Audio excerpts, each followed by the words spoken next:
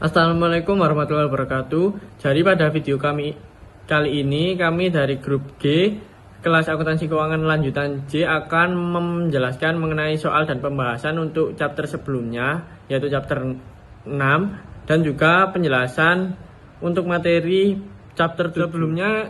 Kami akan memperkenalkan anggota dari kelompok kami masing-masing. Yang pertama ada Rizka Luciani dengan 3 NPM akhir 113, lalu ada Kartika Dwi Astuti dengan 3 NPM akhir 222, lalu ada Indah Tri Lestari dengan 3 NPM akhir 041, ada Rafa Pramudian dengan 3 NPM akhir 279, dan ada Wahyu Nurfaida 3 NPM akhir 375. Jadi yang pertama saya akan menjelaskan mengenai downstream sale atas aset yang tidak disusutkan.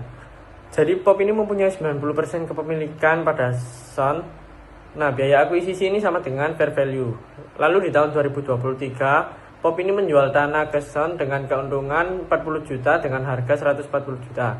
Lalu di tahun 2025, Son ini menjual tanah pada pihak luar dengan keuntungan sebesar 10 juta. Dan Son ini mengakui pendapatan sebesar 500 juta. Jadi untuk soalnya, buatkan jurnal eliminasinya. Buatkan jurnal eliminasi setelah 1 tahun dan catat waktu penjualannya.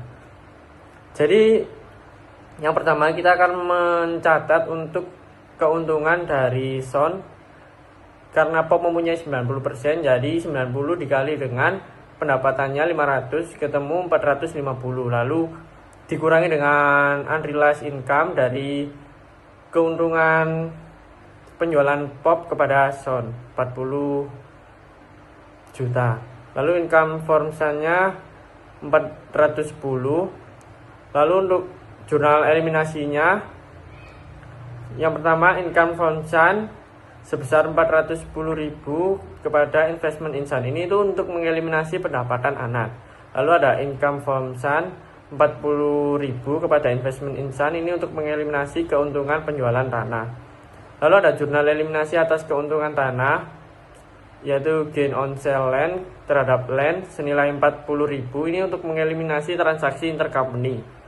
Lalu yang B, jurnal eliminasi setelah 1 tahun. Karena pada tahun 2024 ini belum laku, jadi kita mencatat investment insan senilai 40.000 kepada land 40.000. Ini untuk mengurangi nilai tanah. Karena di laporan konsolidasi, Sannya ini mencatat tanahnya masih seharga 140, jadi harus dikurangi lagi 40.000. Lalu untuk penjualannya, investment insan 40.000 dan gain on sale land sale of land 40.000. Ini untuk mencatat keuntungan saat tanah ini sudah terjual. Baik, di sini saya akan menjelaskan mengenai contoh soal mengenai downstream sale atas aset depresiasi. Nah, contohnya di sini itu soalnya POP Company memiliki 85% kepemilikan atas Son Corporation. Nah, pada awal 2017 itu POP itu menjual sebidang tanah kepada Son dengan harga pokok tanah dari POP itu 90.000. Nah, harga jual ke Sonnya itu 120.000. Kemudian, pada tahun 2017, Son melaporkan laba bersih sebesar 180.000. Nah, pada 4 tahun kemudian, Son itu menjual tanah tersebut kepada pihak ketiga atau pihak luar dengan harga 150.000. Kemudian di sini terdapat soal yang pertama yaitu hitung laba antar perusahaan yang belum direalisasi, kemudian buat jurnal eliminasi tahun pertama, kemudian buat jurnal pengakuan laba investasi tahun pertama, nomor 4, buat jurnal pada tahun-tahun berikutnya, dan yang kelima yaitu buat jurnal saat tanah dijual ke pihak luar. Kemudian untuk jawaban dari soal sebelumnya, yaitu kita yang pertama itu disuruh mencari laba antar perusahaan. Nah, tadi kan terdapat transaksi antara harga pokok tanahnya milik POP dan ketika dijual dengan kepada Son. Nah, kepada Son ini dijualnya kan sebesar 120.000. Kemudian harga pokoknya tanahnya POP ini sebenarnya 90.000. Nah, dari itu kita menghitung laba perusahaan itu dengan cara harga jual dikurangi dengan harga pokok tanahnya. Jadi nominal 120.000 dikurangi dengan 90.000 dan mendapatkan gain on sale sebesar 30.000. atau disebut dengan laba belum direalisasi. Kemudian yang kedua itu kita harus mencari eliminasi penjualan antar perusahaan. Nah, ini itu kita terjun ke bagian jurnalnya nanti. Kemudian di sini saya akan menjelaskan yang bagian perhitungan terlebih dahulu. Kemudian yang sebelah kanan nanti baru penjurnalannya. Kemudian yang nomor 3 ini kita melakukan pengakuan laba investasi di tahun pertama. Nah, di tahun pertama 2017 itu kan terdapat pengakuan kalau Son itu telah mendapat laba bersih sebesar 180.000. Nah, POP di sini mendapatkan bagian sebesar 85%. Nah, dari 180.000 ini, POP mendapat bagian 85%, sehingga bagian POP sendiri itu sebesar 153.000. Dari perhitungan 180.000 dikalikan 85%. Kemudian, yang keempat, itu ada penyesuaian laba belum direalisasi. Nanti jatuhnya ke bagian jurnalnya. Kemudian ada nomor selanjutnya yaitu penyesuaian nilai investasi untuk tiap awal tahun sebelum terjual ke pihak tiga. Nah, ini juga jatuhnya ke bagian jurnalnya. Jadi nanti tiap tahunnya itu kita harus menjurnal sampai aset tersebut terjual ke pihak ketiga atau pihak luar. Kemudian yang keenam yaitu saat tanah terjual ke pihak luar. Kita menghitungnya yang kan tanahnya udah milik Son. Kemudian dijual ke pihak ketiga atau pihak luar. Nah, Son tadi kan mendapatkan harga dari POP sebesar 120.000. Kemudian, si Son ini menjual ke pihak luar dengan harga 150.000. Nah, dari 120.000 ke 150.000 ini, Son itu mendapatkan laba sebesar 30.000. Nah, ini disebut dengan gain on sale of land milik Son. Nah, dari itu kita langsung ke jurnalnya aja dari perhitungan kita yang sebelumnya ini. Yang pertama yaitu kita menjurnal yang bagian eliminasi penjualan antar perusahaan. Nah, kita harus mengeliminasi penjualan antar perusahaan agar tidak terjadi double entry. Agar tidak terjadi double entry. Jadi kita penjualan antar perusahaan yang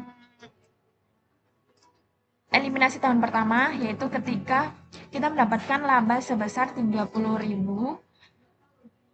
Transaksi antar perusahaan yang tadi yang awal itu gain on sale pada land. Gain on sale of land pada land sebesar 30.000. Kemudian kenapa penjelasannya itu? Karena di buku Son tanah tercatat 120, sedangkan dalam konsolidasi tanah harus kembali ke harga pokok grup sebesar 90.000. Makanya itu kita mengeliminasi tahap pertama sebesar 30.000. Kemudian yang kedua itu terdapat jurnal eliminasi penjualan. Bukan. Kita masuk ke kepemilikan laba investasinya si POP. Nah, di sini tadi kan POP memiliki 85% laba dari 180.000 di 2017 awal tadi, laba bersihnya. Nah, di situ kita menjurnalnya investment in Sun pada income from Sun sebesar 153.000. Kemudian selanjutnya yaitu penyesuaian laba sebelum direalisasinya. Karena ada laba tanah kan sebesar 30.000 tadi yang belum boleh diakui, maka harus dikurangi income from Sun pada investment in Sun sebesar 30.000. Nah, dampaknya nanti itu jadi yang boleh muncul dalam konsolidasi itu hanya pengurangan antara 153.000 dengan 30.000, yaitu 123.000. Kemudian ada jurnal yang setiap tahunnya itu harus diupdate. Tiap awal tahunnya sebelum kita menjual tanah tersebut ke pihak luar. Nah, dengan jurnal di awal periode itu dengan jurnal investment insan pada land sebesar 30.000 sebelum terjual ke pihak ketiga. Kemudian ada jurnal nih, tanahnya ini udah terjual ke pihak luar. Kemudian dengan jurnal uh, investment insan pada gain on sale of land sebesar 30.000. Jadi labanya yang tadi itu baru boleh diakui di sini ketika kita udah menjual ini ke pihak luar. Investment insan pada gain on sale of land sebesar 30.000. Kemudian ada jurnalnya itu ketika kita menjual ke pihak luar itu dengan jurnal cash pada land dan gain sebesar 150.000 pada landnya sebesar 120.000, kemudian gainnya itu sebesar 30.000 seperti itu. Jadi di sini ada soal E63 yaitu computation of consolidated net income for upstream dan downstream sale of land. Jadi di sini ada soalnya, Pathé Corporation acquired 90% interest in Satay Corporation when the book value of Satay's net asset was equal to their fair value in 2014. On January 1, 2015, Pathé sold land with a book value of 50.000 to Satay for 75.000, and at the same time Satay sold land with a book value 20.000 to Pathé for 25,000. Both Pathé and Satay still owned the land at 31 December 2016. The separate income statement of Pathé and Satay for 2015 and 2016 are summarized below in thousand. Jadi di soal ini tuh Pathé Corporation tuh memiliki 90% interest di Satay Corporation. Jadi Pathé ini parent company sedangkan Satay adalah subsidiary. Karena kepemilikan Pathé sebesar 90%, maka non-control interest atau NCI-nya adalah 10%. Transaksi yang terjadi adalah jual beli tanah antar perusahaan afiliasi. Karena aset dijual adalah land atau tanah, maka aset ini termasuk non-depreciable. Maka aset ini termasuk non-depreciable asset. Artinya, tidak ada pengaruh depreciation expense. Jadi, gain dari transaksi lain ini baru dianggap realize jika tanah tersebut dijual ke pihak luar. Nah, dalam soal ini tuh disebutkan bahwa 31 Desember 2016, tanah tersebut masih dimiliki perusahaan dalam grup, sehingga gain masih bersifat unrealized. Transaksi pertama adalah Pathé sold land to Satay. Karena Pathé adalah parent dan Satay adalah subsidiary, maka transaksi ini disebut downstream sale. Nah, back value tanah adalah 50 dan selling price adalah 75, jadi gain yang muncul adalah 75 dikurangi 50 sama dengan 25. Gain sebesar 25 ini merupakan realized gain on downstream sale of land, sehingga harus dieliminasi penuh dari consolidated net income. Nah, transaksi kedua adalah Satay sold land to Pathé. Karena Satay adalah subsidiary dan Pathé adalah parent, maka transaksi ini tuh disebut upstream sale.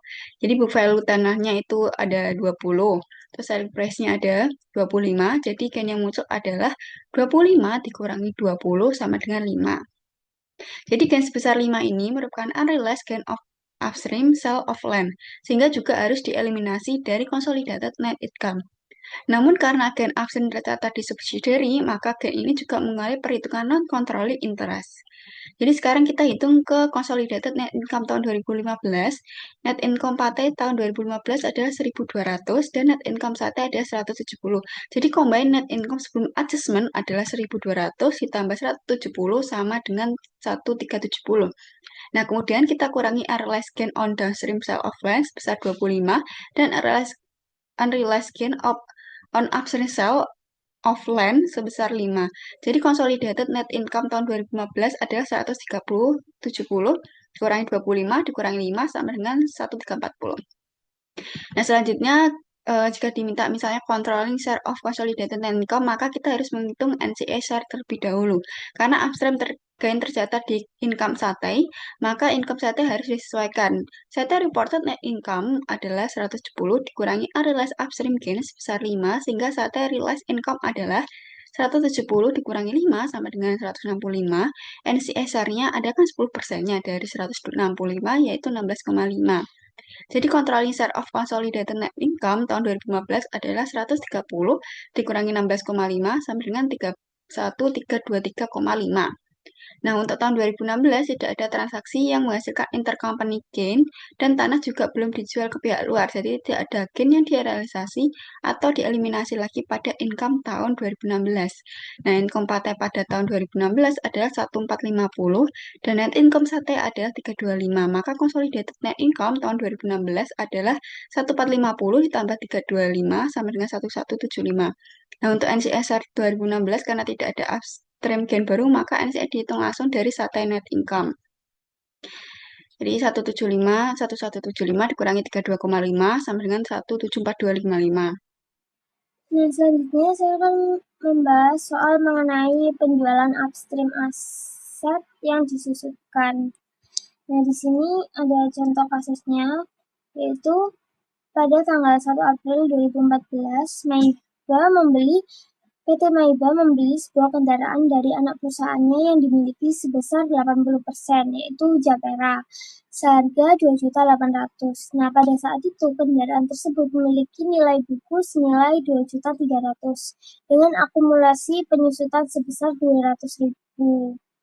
Nah, ini menggunakan metode saldo garis lurus dengan masa manfaat 10 tahun.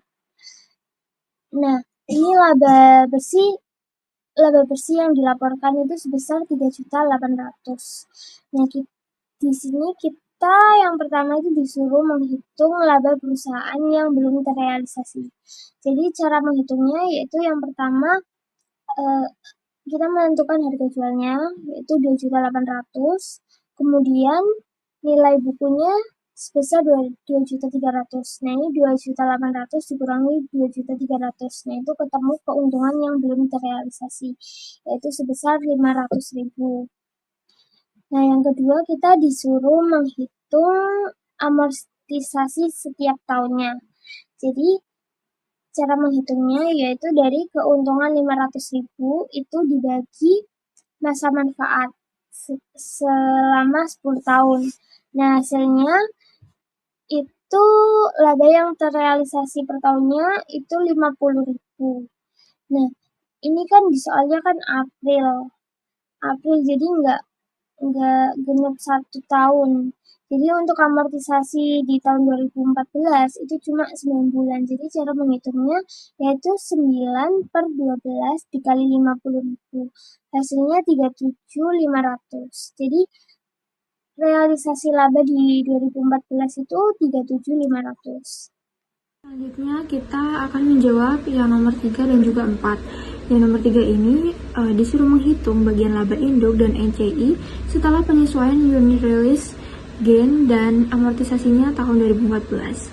Jadi caranya dengan memasukkan laba bersih sebesar 3.800.000 terus dikurangi dengan unit release gain 500.000 lalu ditambah dengan amortisasi 37.500, jadi kita ketemu hasilnya 3.337.500. Lalu kita hitung induknya sebesar 80%, jadi 80% dikali 3.337.500 ini hasilnya 2.670.000. Terus bagian NCI-nya adalah sisanya yaitu 20%, jadi 20% dikali 3.337.500 hasilnya 667.500.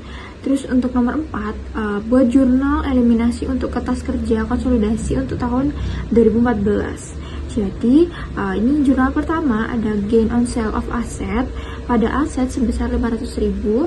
Lalu yang kedua ada accumulated depreciation pada depreciation expense sebesar 37.500. Lalu jurnal yang ketiga yaitu kendaraan pada akumulasi depresiasi sebesar 200.000. Lalu untuk selanjutnya chapter 7 kami akan menjelaskan mengenai intercompany profit transaction bond. Jadi pada bab kali ini kami akan menjelaskan mengenai intercompany profit transaction bonds. Jadi bab ini tuh membahas transaksi obligasi antara perusahaan dalam satu grup, yaitu parent and subsidiary. Jadi dalam praktiknya ini perusahaan afiliasi ini saling memegang instrumen utang karena alasan efisiensi dan fleksibilitas.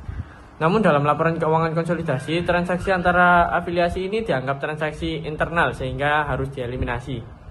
Nah, yang pertama ada intercompany bonds transaction. Jadi dalam transaksi obligasi antar afiliasi biasanya ini terjadi kondisi di mana satu perusahaan dalam grup ini membeli obligasi perusahaan afiliasi lainnya dari pihak luar. Jadi pada laporan individual, perusahaan penerbit obligasi ini tetap mencatat utangnya seperti biasa.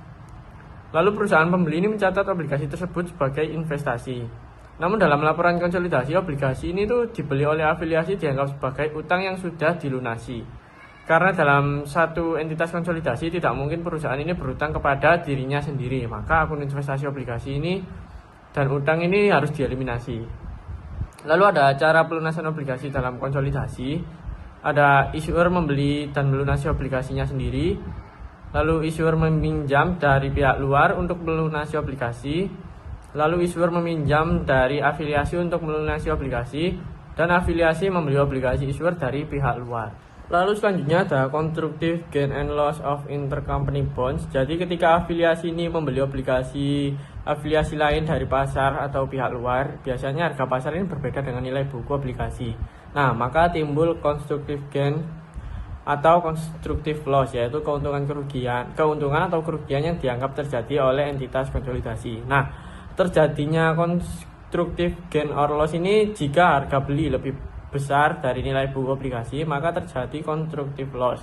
Dan sebaliknya, jika harga beli lebih kecil dari nilai buku obligasi, terjadi constructive gain. Nah, nilai buku obligasi ini sama dengan par value ditambah amortisasi premium atau dikurangi dengan amortis diskon. Jadi constructive gain atau loss ini disebut konstruktif karena diakui dalam laporan konsolidasi, tetapi tidak dicatat dalam laporan individual issuer pada saat pembelian terjadi. Jadi tidak ada gain atau loss jika obligasi dibeli tepat sebesar nilai buku atau jika transaksi hanya berupa pinjam-meminjam langsung antara afiliasi. Lalu ada teori alokasi constructive gain or loss. Yang pertama ada par value teori. Gain atau loss ini dibagi antara issuer dan pembeli berdasarkan nilai nominal obligasi. Lalu ada agensi teori yang dianggap paling tepat dalam buku ini tuh pembelian obligasi dianggap bertindak sebagai agen dari issuer sehingga seluruh gain or loss harus dibebankan kepada issuer karena perubahan suku bunga pasar pada dasarnya mempengaruhi issuer. Baik, di sini saya akan menjelaskan mengenai subsidiary acquisition of 10 bonds. Nah, di sini alur pengerjaannya yaitu yang pertama, di sini parent itu menerbitkan obligasi. Jadi parent itu mengajukan surat utang, kemudian jelas memunculkan utang obligasi. Nah, di sini yang membeli surat utang tersebut itu subsidiary sendiri. Kemudian dicatat sebagai investasi obligasi kan. Kemudian ada dalam laporan konsolidasinya itu utang dan investasi dieliminasi atau dihapuskan. Kemudian di sini itu gambaran materinya kita langsung masuk ke bagian case-nya aja. Yang pertama, ini menerbitkan obligasi kan si parent sebesar nominalnya 200.000, kemudian dengan bunga 10%. Nah, jangka waktu itu 10 tahun. Saat menerbitkan, ini menerima kas dan timbul utang obligasi. Nah, intinya itu kan punya kewajiban kepada pihak luar. Kemudian yang kedua itu subsidiary ini membeli obligasi si parent ini pada 31 Desember 2015. Nah, si Son membeli obligasi itu dari pasar terbuka seharga 209.000 kan. Nah, di sini artinya Son ini mencatat investment in bonds sebesar 209.000. Nah, obligasi berpindah kepemilikan dari investor luar ke perusahaan dalam grup antara induk dan anak. Nah, di sini ada sebelumnya grup itu berikan ke pihak luar. Setelah Son membeli, grup berutang ke dirinya sendiri. Dalam laporan konsolidasi, utang kepada diri sendiri itu tidak boleh muncul. Jadi, obligasi harus dieliminasi dan investasi obligasi juga harus dieliminasi. Nah, secara logikanya ekonomi, nilai buku utang di parent itu 200.000. Kemudian harga beli oleh subsidiary sendiri itu 209.000. ada selisih nih antara nilai buku dan harga beli dari subsidiary. Nah, selisihnya itu berapa? 209.000 dikurangi 200.000.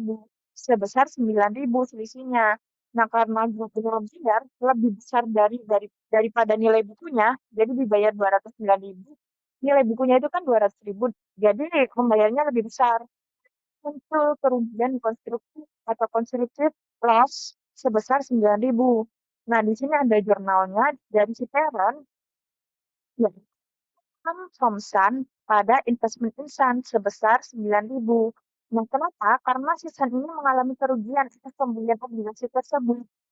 Bagian kepemilikan parent itu 80%. Itu terpengaruh. Jadi kerugian Sun sebesar 9.000. Nah, bagian parentnya itu 80% dari 9.000 itu. Jadi kerugian si parent sendiri itu 7.200. Kemudian ini kemudian di bagian jurnal konsolidasinya ini jurnal worksheet-nya yang itu loss on constructive retirement of bonds dan bonds payable pada investment in bonds. Loss on constructive retirement of bonds itu sebesar 9.000-nya tadi selisihnya, kemudian ada bonds payable-nya sebesar 200.000 dan investment in bonds-nya sebesar 209.000. Nah, kenapa debitnya itu 9.000 karena grup itu membayar lebih mahal daripada nilai buku utang sebesar 9.000 kan. Kemudian debit bonusnya sebesar 200.000 untuk menghapus utang parent dari laporan konsolidasi. Kalau tidak dihapus, laporan grup masih menunjukkan utang, padahal utang itu sudah dibeli sendiri. Kemudian di sini ada yang bagian kredit itu ada investment in bond kan, sebesar 200.000, 209.000. Nah, di sini itu untuk menghapus investasi obligasi yang dicatat subsidiary karena dari sudut grup itu hanya transaksi internal aja. Kemudian di slide selanjutnya ini ada parent acquisition of subsidiary bonds. Jadi kebalikannya dari yang slide sebelumnya. Si parent ini mengakuisisi obligasinya si subsidiary. Jadi secara ringkasnya itu anak dan obligasi induk itu kan close diakui 100%. Kemudian induk beli obligasi anak itu loss dibagi parent dan NCI. Jadi di sini kita di bagian induk beli obligasi si anak, jadi nanti dibagi dengan si parent dan si NCI. Nah, langsung aja kita masuk ke contoh soalnya.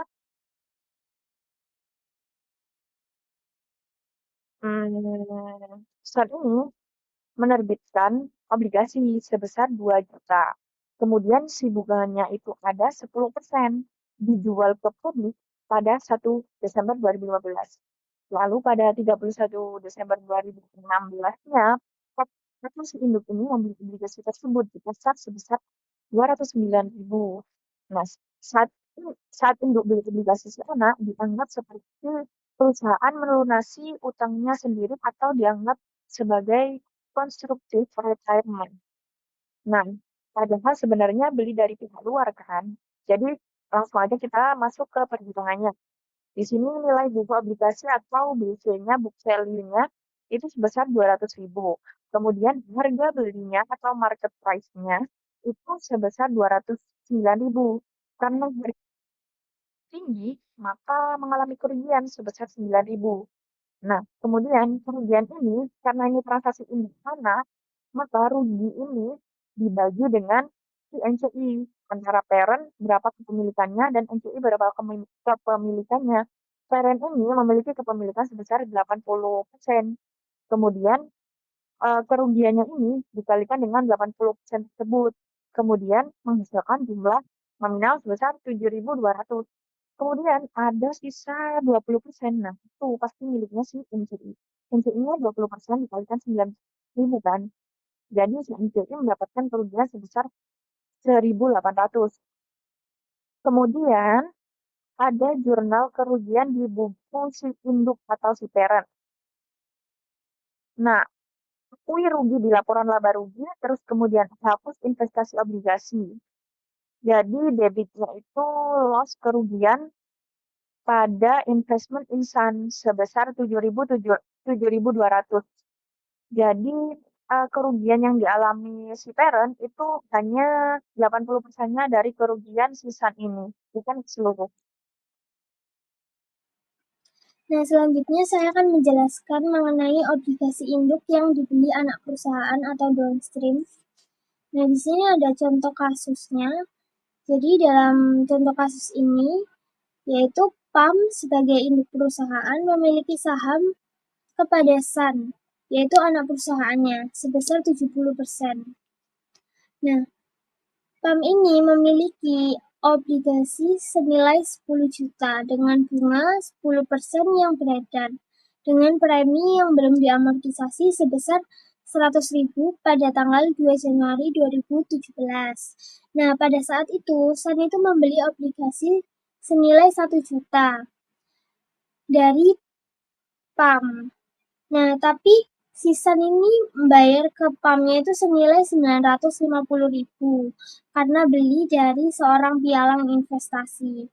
Nah, selama tahun 2017, PAM itu sudah mengamortisasi premi obligasi dalam pembukuannya dan Sun mengamortisasi diskon atas investasi obligasinya dengan asumsi bahwa bunga dibayar pada tanggal 1 Januari dan 1 Juli.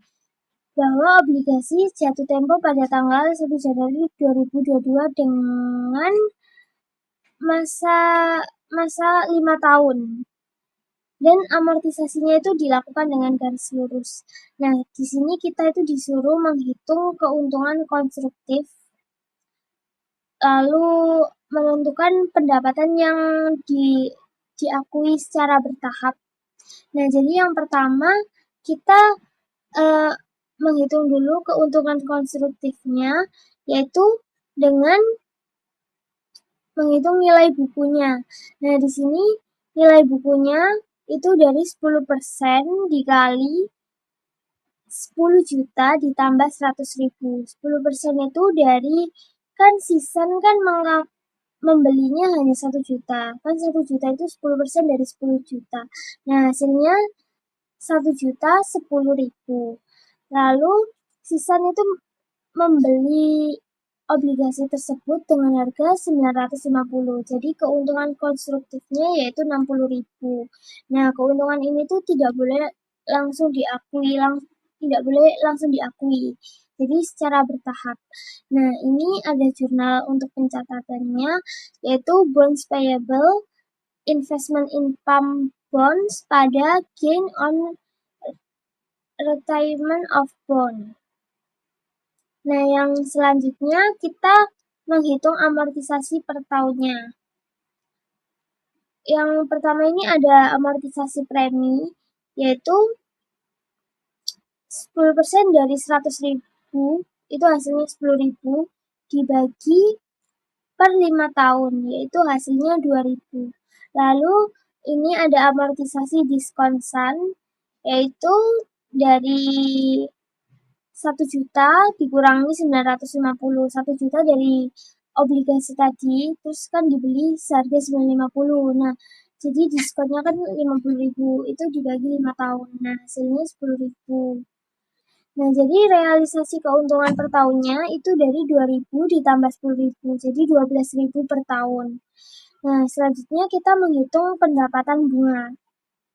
Ini dari sisi Sun. Jadi 1 juta 10% tadi, 10% ini dari persentase bunganya ya.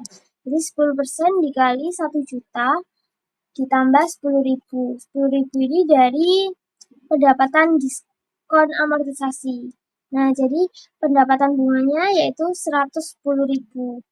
Nah, kemudian ini kita menghitung pendapatan from Sun.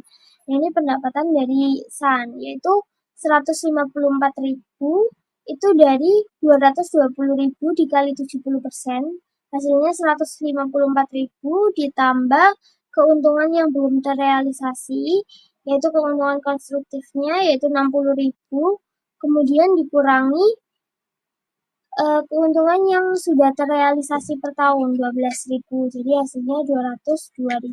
Tentang obligasi induk yang dibeli anak perusahaan atau downstream bonds transaction. Jadi pada kasus ini tuh PAM sebagai parent company menerbitkan bonds, lalu sebagian bonds tersebut dibeli oleh Sun sebagai subsidiary. Nah, dari sudut pandang masing-masing perusahaan, PAM itu masih mencatat bonds payable, sedangkan Sun itu mencatat investment in PAM bonds. Namun dari sudut pandang konsolidasi, transaksi ini dianggap sebagai constructive retirement of bonds, artinya walaupun secara hukum obligasi tersebut belum benar-benar ditarik kembali dalam laporan konsolidasi obligasi, dianggap sudah retired karena bond tersebut dimiliki oleh perusahaan dalam satu grup. Maka pada slide ini terdapat 3 jurnal eliminasi utama untuk tahun 2017. Yang jurnal utama adalah bonds payable debit di 1108, terus investment in PAM bonds kredit 960, gain on retirement of bond di kredit 48. Nah, jurnal ini digunakan untuk mengeliminasi bonds payable yang dicatat PAM dan investment in PAM bond yang dicatat oleh Sun.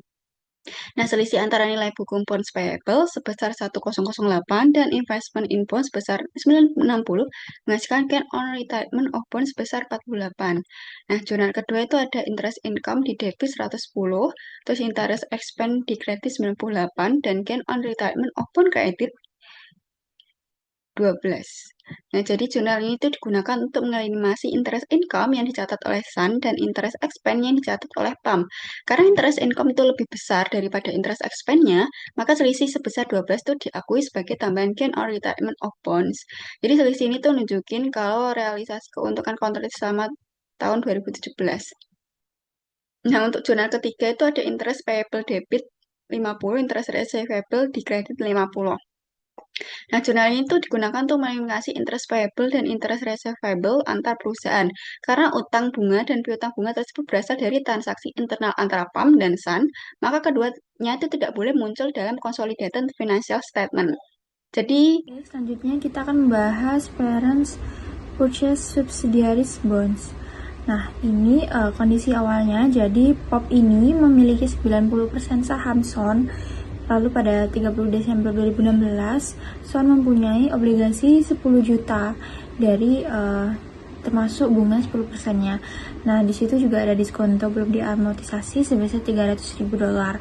Nah, artinya nilai buku obligasinya ini 10 juta tadi dikurangi 300.000 sama dengan 9.700.000. Lalu pada pembelian obligasi oleh induk pada 2 Januari 2017, POP membeli 50% obligasi Sun seharga 5.150.000. Dari sudut pandang konsolidasi, ini tuh dianggap pelunasan utang secara konstruktif. Jadi perhitungannya nilai bukunya 50% itu dikali 9.700.000 sama dengan 4.850.000. Jadi harga belinya 5.150.000. Ini kan terjadi rugi 300.000. Rugi ini dialokasikan ke Sun karena dianggap induk itu hanya bertindak sebagai agennya aja. Lalu pada pencatatan bunga tahun 2017 di Sun ini beban bunganya 10 juta dikali 10% sama dengan 1 juta.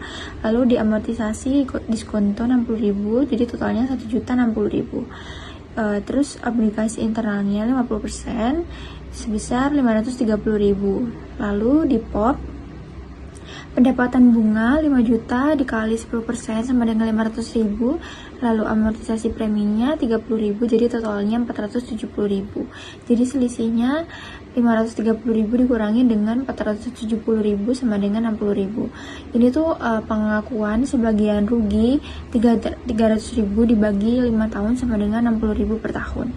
Juga ada rugi yang belum diakui sebesar 300.000, yang sudah diakui 2017 itu 60.000, jadi sisanya 240.000. Ini menggunakan equity method, jadi laba Sun sebesar 750.000, bagian POP-nya kan 90%, jadi 675.000. Jadi dikurangi rugi 90% dikali 300.000 sama dengan 270.000. Terus ditambah pengakuan terhadap 90% dikali 60.000 sama dengan 94.000. Jadi totalnya 459.000. Lalu pada jurnalnya yang pertama kita mengakui laba Sun-nya investment in Sun pada income from Sun 675, Lalu yang kedua mengakui rugi konstruktif income from Sun pada investment in Sun 270. Lalu yang ketiga pengakuan bertahap rugi investment in Sun pada income from Sun 54. Jadi saldo akhir investasinya pada 31 Desember 2017 ini investasi awalnya 90% dikali 11.250.000 sama dengan 10.125.000 ditambah dengan laba Son yang tadi 2017 itu sama dengan 499.000, jadi totalnya 10.584.000. Ini merupakan work paper konsolidasi. Jadi ini tuh menunjukkan penggabungan laporan keuangan POP dan Son menjadi satu kesatuan. Pada laporan laba rugi, penjualan dijumlahkan karena berasal dari pihak luar, tetapi akun seperti income from Son dan bunga antar perusahaan itu harus dieliminasi agar tidak terjadi pencatatan ganda. Rugi pelunasan obligasi sebesar 300 diakui bertahap dengan 60 diakui tahun ini dan sisanya itu ditangguhkan. Setelah penyesuaian, bagian laba untuk non-controlling interest adalah 51, sedangkan laba untuk induk sebesar 5.000. Nah, pada laporan laba ditahan, hanya saldo milik induk yang digunakan, sementara milik anak itu dieliminasi. Lalu di neraca, aset dijumlahkan, tetapi akun antar perusahaan seperti utang bunga, investasi pada anak, dan obligasi internal dieliminasi. Modal saham anak juga dihapus, dan non-controlling interest sebesar 1.176 ditampilkan sebagai bagian ekuitas. Intinya, semua transaksi internal itu dihilangkan agar grup terlihat sebagai satu perusahaan. Lalu selanjutnya pada effect of constructive loss on non-controlling interest, share, and consolidated net income. Ini jadi pada kasus ini itu perusahaan induk dan anak punya transaksi obligasi internal. Nah, pada tahun 2017 terjadi constructive loss atau kerugian secara konsolidasi sebesar 300.000 karena obligasi seolah-olah dilunasi lebih awal dalam sudut pandang grup. Nah, dampak ke non-controlling interest-nya ini bagian laba untuk pemilik non-pengendali misalnya 10%. Nah, awalnya laba Son dilaporkan itu 750.000, dikoreksi dengan dikurangi constructive loss-nya 300.000, lalu ditambah amortisasi 60.000. Jadi laba sebenarnya untuk konsolidasi ini sebesar 510.000. Maka NCI-nya itu 10% dikali 510.000 sama dengan 51.000. Lalu pada dampak ke controlling interest-nya, ini terjadi penurunan laba bagian induk sebesar 216.000. Jadi rinciannya ini yang mengurangi laba ini ada constructive loss 300, lalu eliminasi pendapatan bunga 470, total penurunannya ini 770. Nah, yang menambah laba ada eliminasi beban bunga 530, penurunan bagian NCI 24.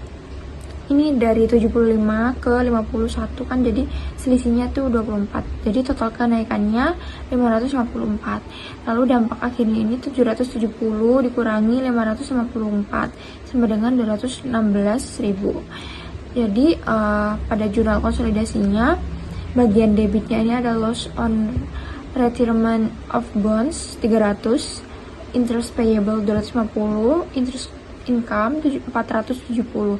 Lalu bagian kreditnya ada bonds payable 4.880, investment in Son bonds 5.120, interest receivable 250, interest expense 530. Ada effect on consolidated statements in subsequent years.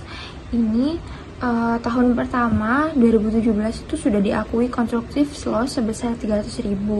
Nah, tapi itu tidak langsung habis, masih ada bagian yang dialokasikan ke tahun berikutnya 2018 sampai 2021. Jadi 2017 ini pengakuan awal kerugiannya, sedangkan 2018 sampai 2021 ini pengakuan bertahap amortisasinya. Lalu pada jurnal konsolidasi 2018 ini penyesuaian yang dilakukan ini ada investment in Son nambah 216, lalu non-controlling interest nambah 24, interest income-nya berkurang 470, itu dihapus. Terus juga ada bonds payable berkurang 4.910, investment in bonds nambah 5.090, interest expense nambah 530. Terus juga ada sisa kerugiannya. Jadi kerugian yang belum diakui itu dibagi ke yang pertama induk yang controlling interest-nya sebesar 216.000, NCI-nya 24.000. Terus dampak ke NCI-nya pada tahun 2018 ke 2021. Jadi setiap tahunnya ini NCI itu ikut menanggung 10% dari amortisasi 60.000. Jadi 10% itu dikali 60.000 sama dengan 6.000 per tahunnya. Terus dampak ke laba induk per tahunnya ini yang menambah laba itu eliminasi beban bunga nambah 530. Terus yang mengurangi itu ada eliminasi pendapatan bunga berkurang 470 dan juga bagian NCI-nya itu berkurang 6. Jadi total penurunannya 476. Jadi hasil akhirnya itu 530 dikurangi 476 sama dengan 54. Jadi laba induk naik 54.000 tiap tahun 2018 sampai 2021.